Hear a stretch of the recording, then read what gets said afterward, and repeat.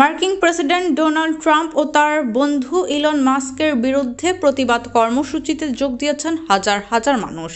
গতকাল শনিবার Washington DC সহ যুক্তরাষ্ট্রের বিভিন্ন শহর জুড়ে প্রায় 1200টি ট্রাম্প ও মাস্ক বিরোধী বিক্ষোভ কর্মসূচি আয়োজন করা হয়। গতকাল থেকেই ওয়াশিংটনের ন্যাশনাল মল এলাকায় ওয়াশিংটন মনুমেন্টের পাশে জড়ো হতে থাকে বিক্ষোভকারীরা। বিক্ষোভের আয়োজকেরা বার্তা সংস্থা রয়টার্সকে জানায়, শুধু জাতীয় মলে আয়োজিত সমাবেশে 20,000-এর বেশি মানুষের উপস্থিতি আশা করা হয়েছিল।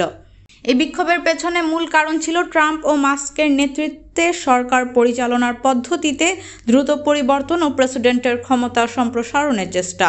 বিক্ষোভ কর্মসূচির জন্য তৈরি ওয়েবসাইটের তথ্য অনুসারে গতকালের ইভেন্টে 150টি অধিকার সংরক্ষণ বিষয়ক গোষ্ঠী অংশগ্রহণ করার জন্য নিজেদের তালিকাভুক্ত করেছিল।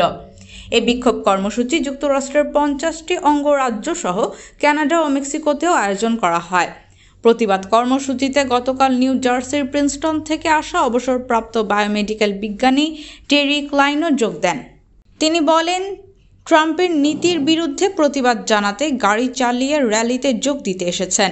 তিনি বিশেষভাবে ইমিগ্রেশন নীতি, ট্যারিফ এবং শিক্ষানীতির বিরুদ্ধে প্রতিবাদ জানাতে এসেছেন।